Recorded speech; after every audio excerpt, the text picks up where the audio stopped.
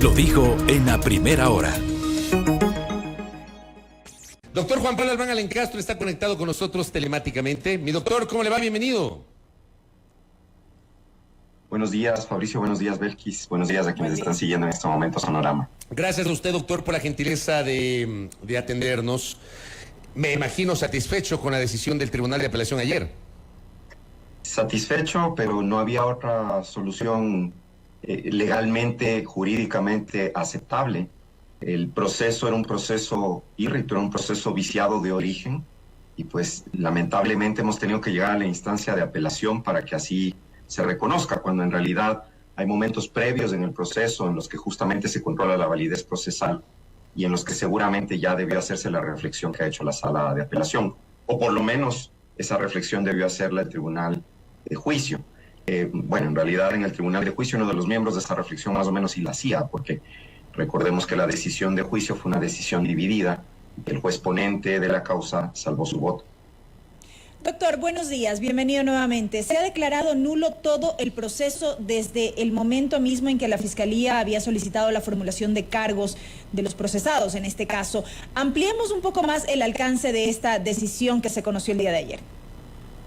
Bueno, lo que el tribunal ha determinado el día de ayer es que el proceso se origina en un acto ilegal de una institución del Estado, concretamente la Contraloría, ilegal en distintos niveles, ilegal tanto en cuanto al contenido como en cuanto a la forma, por la expiración de plazos para la emisión del informe, por la falta de conformación del equipo auditor de acuerdo a los parámetros señalados en la ley orgánica de la Contraloría. Y ha señalado como consecuencia de que el proceso se haya originado en este acto ilegal de la Contraloría, que se ha violado el derecho a la tutela judicial efectiva, se ha violado el derecho a la seguridad jurídica y se ha violado el derecho al debido proceso, específicamente en el ámbito del ejercicio del derecho de defensa, y ha señalado las normas constitucionales y también las normas del Código Orgánico Integral Penal que fueron vulneradas precisamente a partir de estas actuaciones viciadas. A ver, hagamos una mirada retrospectiva.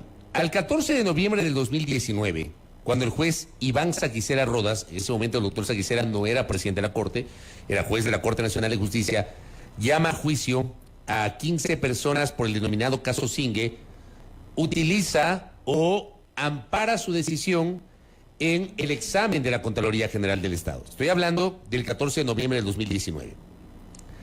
¿Por qué llegamos a noviembre del 2021 y un tribunal, el Tribunal de lo Contencioso Administrativo, declara la caducidad y la nulidad de ese informe de la Contraloría? ¿Qué fue lo que pasó? ¿Cuál fue el argumento del Tribunal Contencioso para echar abajo un elemento que estaba vigente en 2019 cuando se hace el llamamiento a juicio del doctor Juan Pablo Albán? En realidad no estaba vigente, Fabricio, porque los vicios que ayer han sido reconocidos por la Corte Nacional de Justicia al emitir su auto de nulidad ya existían. De hecho, en la audiencia del 23 de septiembre del 2019, que fue la audiencia de evaluación y preparatoria del juicio, la defensa de ese momento del ingeniero Wilson Pastor, que era el doctor Esteban Ballesteros Hurtado, levantó estos vicios de nulidad en la audiencia de evaluación y preparatoria de juicio, que de hecho, de acuerdo al Código Orgánico Integral Penal, es el momento procesal en que han de levantarse los cuestionamientos a la validez del proceso. Entonces, en realidad, los vicios ya existían. Tal vez el elemento crucial en este caso es que ustedes recordarán que la Corte Constitucional del Ecuador emitió una sentencia en la que determinó que, siendo la Fiscalía titular de la acción penal pública, no cabría que se espere que haya el informe de Contraloría para poder iniciar el proceso.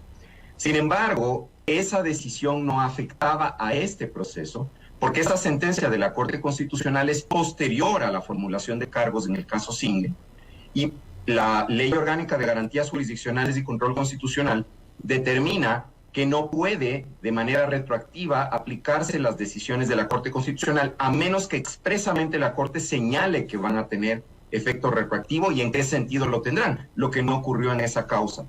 Entonces, se necesitaba un informe y en este caso el informe era nulo. Ahora es nulo el proceso penal, pero es nulo el proceso penal porque el informe de la Contraloría era nulo y no es mi opinión. Ha sido dicho por la Jurisdicción Contencioso-Administrativa del Ecuador en 2 ocasiones, sentencias que están firmes, pero además fue reconocido por el propio Estado ecuatoriano en el marco del arbitraje internacional. En el laudo arbitral es muy interesante, el laudo arbitral del 24 de mayo del 2022 señala en los párrafos 517, 1012, 1015, cómo el Estado ecuatoriano hacía alusión a ese informe de la Contraloría diciendo que carece de efectos, que no hay que tomarlo en cuenta, que no sirve y que obviamente las recomendaciones no deben cumplirse. Si esto ya lo sabía el Estado ecuatoriano, que recuerde Fabricio, recuerde Belkis, que el Estado ecuatoriano, representado por la Procuraduría General del Estado, presentó una acusación particular. Si esto ya lo sabía el Estado, justamente hay una actuación de mala fe. Eso es lo que yo le escuchaba a usted el comentario antes de empezar la entrevista, Fabricio. Eso es lo que efectivamente el tribunal señala en el contexto del laudo arbitral en el párrafo 1277 como un acto doloso. Señala que el Estado ecuatoriano ha actuado con dolo al presentar una acusación, a sabiendas de que el origen de esa acusación era un informe sin validez. No solo eso, sino un informe financiero de presunto perjuicio que tampoco tenía validez. Ahora bien, una vez que se conoció esta decisión del Tribunal de Apelación, la Fiscalía se pronunció mediante un comunicado, ha ratificado su preocupación y el compromiso, dicen, de seguir investigando con el objetivo de que no se permita la impunidad. Yo consulto, ¿qué sucederá luego? ¿Queda nulo todo el proceso? ¿Esta decisión no puede ser apelada? ¿Qué recursos le queda a la contraparte? ¿Y de aquí en más qué sucedería? Existe una resolución emitida el año pasado por el Pleno de la Corte Nacional de Justicia en la que se determina que no cabe la apelación de un auto de nulidad que es dictado en instancia de alzada, es decir, en el contexto de un recurso de apelación o de un recurso de casación, como ha sido en este caso. Entonces, la providencia no es apelable porque la propia Corte Nacional así lo ha establecido. Los recursos que pudieran activarse entonces son los que denominamos jurídicamente recursos horizontales. Ampliación y son aclaración. pedidos al mismo juez, en este caso, me imagino yo, para que amplíe su explicación, su motivación, aclare, se dice, ¿no? Aclaración, si es que consideran las otras partes en el proceso que algún aspecto de la decisión no está claro, porque además solo cabe la aclaración si efectivamente hay algún aspecto que no es suficientemente claro en la motivación judicial. Aunque no caso cambie el contrario, fondo. tiene que ser desechado de plano. No se refiere en absoluto al fondo, no tiene un pedido de aclaración la posibilidad de revertir lo decidido. Doctor, en esta resolución del Tribunal de Apelación le consulto, aparte obviamente del elemento de la nulidad o caducidad del informe de la Contraloría General del Estado dispuesta en noviembre del año anterior por el Tribunal Contencioso Administrativo, también pudo haber pesado en esta decisión del Tribunal de Apelación, porque además es una decisión unánime y yo creo que eso hay que observarlo. No es una decisión donde solamente fue aprobada por mayoría de 2 y un voto salvado. O sea, son los 3 jueces los que deciden apoyar esta resolución de nulidad. Pero digo, pudo haber también tenido incidencia el fallo del Tribunal Arbitral de Naciones Unidas sobre Derecho Mercantil, que resulta que sentenció al Estado ecuatoriano, primero que estableció una serie de vulneraciones y sentenció al Estado ecuatoriano a pagar una indemnización de casi $11 millones. Hay un elemento allí que pudo haber sido clave para esta decisión del Tribunal de Apelación. Aún no hemos sido notificados con la motivación por escrito, es decir, no hemos recibido el auto de nulidad por escrito todavía. Sin embargo, efectivamente, en la audiencia, algunas de las defensas argumentamos cómo la decisión del Tribunal Internacional tenía que ser tomada en cuenta. Obviamente, uno es del tema penal y otro diferente es del tema civil, pero finalmente tenía que ser tomada en cuenta el análisis que había hecho el Tribunal Arbitral al momento de reflexionar, sobre todo sobre la validez del proceso, porque finalmente lo que avala el laudo arbitral, entre otras cosas, más allá de condenar al Estado ecuatoriano al pago de indemnizaciones por más de $11 millones, pero además con la advertencia de que la actuación dolosa de haber presentado una acusación pudiera derivar en una responsabilidad adicional, es decir, en futuras indemnizaciones adicionales. Decía, más allá de haber señalado esto, avala la nulidad del informe a partir de los propios dichos del Estado ecuatoriano. Yo, de hecho, sí, durante mi alegación, inclusive cité de manera textual varios de los párrafos relevantes, sobre todo en la parte en que se da cuenta de cómo el Estado reconoció que el informe de Contraloría carecía totalmente de valor. Vamos un poquito más atrás. Le quiero solicitar al doctor Juan Pablo Albán, que tiene un conocimiento muchísimo más profundo que nosotros, y es importante que nuestra audiencia lo entienda. ¿Cómo se origina el caso Zingue? Porque lo que se informó o lo que se instauró dentro del imaginario de la opinión pública es que había un caso de peculado que tenía que ver con un contrato a través del cual el Estado perdió a favor de una empresa privada. Había el tema de la discusión de la tarifa. Explíquenos, doctor, como si estuviese con sus alumnos, pero no en términos jurídicos, sino más morochitos, para mejor entendimiento de nuestra audiencia. ¿Cuál es la génesis de este caso? Tenga la bondad, doctor.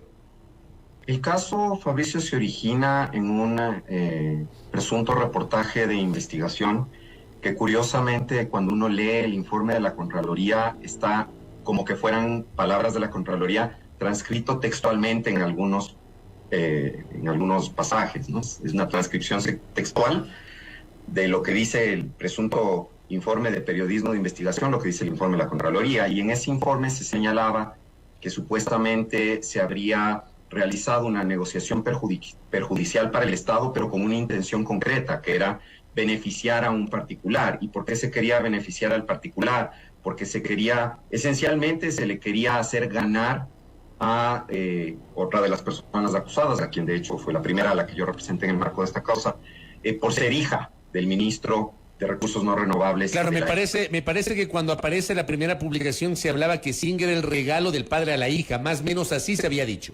Efectivamente, lo que era muy descabellado, porque más o menos significaba que por un periodo de 20 años tendría que esta persona, que no era funcionario público aún, ni sabía si algún día se elegiría al señor Correa y que Correa lo nombraría ministro de Estado y demás, haber acordado con varios presidentes de la República a lo largo de esos 20 años, varios ministros de Estado, varios gerentes de las empresas petroleras ecuatorianas, que no se toque ese campo para poder regalárselo a su hija, lo que es absurdo simplemente. La teoría del caso de la Fiscalía empezó allí, empezó bajo la misma premisa, pero fue evolucionando y cambiando. Lo que cuando uno enseña técnicas de litigación oral a los estudiantes de Derecho, una de las primeras cosas que se les dice es: cuando escojas una teoría del caso, quédate con ella, porque si cambias de teoría del caso, va a ser evidente que no tienes un caso y va a tener poca credibilidad tu planteamiento.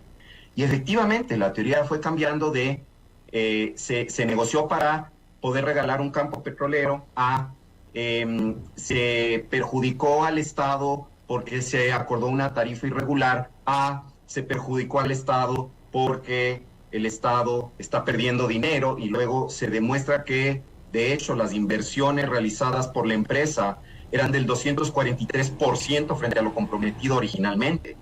Fabricio, en agosto de este año, porque usted daba cuenta de cómo el ministro Carlos Pérez, durante el gobierno de Moreno, le certificó a la Fiscalía que el Estado solo había ganado.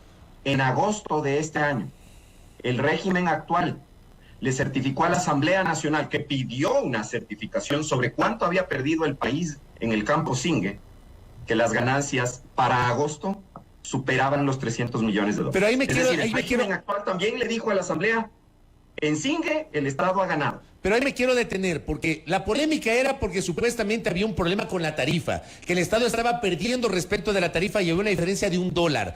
¿Cómo es eso? En realidad no había ninguna diferencia de $1. El proceso de negociación de la tarifa fue un proceso estándar muy complejo. En la misma 10ª ronda petrolera se licitaron otros campos. Y si usted mira, y no voy a referirme a esos campos porque yo no tengo por qué llamar la atención sobre determinadas empresas que estén explotando esos campos, pero cuando usted mira las tarifas negociadas, hay una tarifa de $52, por ejemplo. Entonces, claro, supuestamente es una tarifa perjudicial para el Estado, pero ¿en base a qué es lo que se afirma que la tarifa es perjudicial para el Estado? Entonces viene el último elemento. Se empezó a decir, esto ya tarde, luego de la evaluación y preparación de juicio, porque esto no existía en el universo procesal cuando se llevó a cabo la instrucción y la evaluación y preparación del juicio. Se empieza a decir a la altura del juicio que lo que había era información privilegiada a partir de un informe de una empresa que no tiene calidad de certificación de reservas, que había entregado un informe en relación con otro campo que no es Zingue, donde presuntamente se señalaba que habría más reservas bajo el suelo en ese lugar. La única forma de saber si hay o no más petróleo es perforar. No se puede saber simplemente con el estudio geológico o tectónico, o como dijo alguno de los declarantes de la Fiscalía en la audiencia, a ojo de buen cubero. No se puede saber así. Solamente se puede saber perforando la tierra, y de hecho lo que se ve como líquido en un estudio geológico, por ejemplo, al perforar podría ser agua y no petróleo. Entonces, ni siquiera se puede tener certeza hasta el momento en que empieza a salir el fluido de si se trata o no de petróleo. No había forma de tener la tal información privilegiada, y ninguna de las múltiples teorías del caso que fue manejando la Fiscalía a lo largo de su presentación se sostuvo. Precisamente por eso, en el marco de la decisión de juicio, uno de los jueces, que había escuchado con mucha atención como el propio Estado en audiencia a través de sus funcionarios decía, el Estado no se perjudicó, no perdió, ganó, y dijo, no hay peculado, porque para que haya peculado tiene que haberse perjudicado el interés patrimonial del Estado. Doctor, ¿de aquí en más podría activarse una nueva investigación, en este caso por parte de la Fiscalía, alrededor de este caso, pero con otros o nuevos elementos que no hicieron parte del primer proceso, si se quiere? Por supuesto, la Fiscalía, como titular del ejercicio de la acción penal, cuando el ejercicio es público, le compete a la Fiscalía decidir si tiene o no elementos para ejercerla. Y de hecho, en el anuncio del auto de nulidad, la Corte Nacional ha dejado a salvo la prerrogativa de la Fiscalía de iniciar de nuevo una investigación, pero le ha dejado también muy claro, yo en este sentido creo que de alguna manera ha puesto un candado, porque le ha dejado muy claro que nada que tenga que ver con el informe nulo de la Contraloría, declarado nulo ayer y antes, declarado nulo por el Tribunal Arbitral y antes declarado nulo por la Justicia Contencioso Administrativa, nada que tenga que ver con ese informe pudiera ser utilizado como elemento de convicción en una nueva investigación o en un nuevo proceso. Y la verdad es que la Fiscalía, todo lo que tuvo, todo lo que presentó, guardaba una relación directa con lo dicho por la Contraloría. Entonces, puede, por supuesto, la Fiscalía buscar nuevos elementos de convicción, y con esos nuevos elementos de convicción, que tendremos que cerciorarnos que no estén relacionados con el informe nulo, pudiera iniciar un nuevo proceso. Sí. Doctor Juan Pablo Albán, yo hice un comentario y claro, puse énfasis, por ejemplo, en el rol de la Contraloría General del Estado. ¿Qué hacemos con la Contraloría? Y aquí, por ejemplo, una de nuestras oyentes, la también abogada Soledad Montero, me pasaba un dato, ¿no? El 70% de las glosas de Contraloría son declaradas nulas en instancias contenciosas administrativas por falta de debido proceso y falta de motivación. A mí me parece que eso es grave y muy grave. ¿Qué hacemos con la Contraloría, doctor? Es grave, muy grave, pero no se olvide que eso también depende de los momentos políticos. Ah, por supuesto. La Contraloría utilizada para favorecer o para perseguir, dependiendo de, usted lo sabe. Exactamente, como la justicia también en muchos momentos históricos utilizada para favorecer el interés de unos pocos poderosos. Desafortunadamente en este país nos hemos mal acostumbrado a eso, pero además partimos de que lo que diga la Contraloría es un acto de fe y lo que afirma la Fiscalía es un acto de fe, no hace falta probar, es una suerte de dogma y no es así.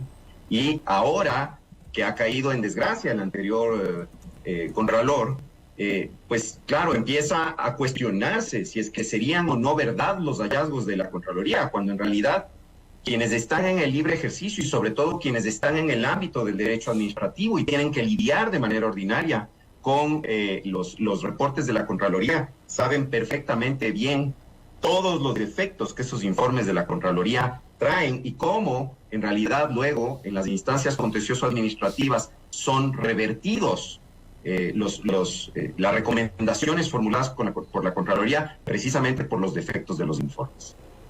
Pero ¿usted cree que la Contraloría necesita, con la legislación vigente, con el marco jurídico vigente, puede trabajar de mejor manera o se requiere cambiar la legislación para, de alguna forma, o sea, hablo tal vez hasta de forma utópica o idealista, despolitizar este organismo que debería ser absolutamente técnico? Doctor.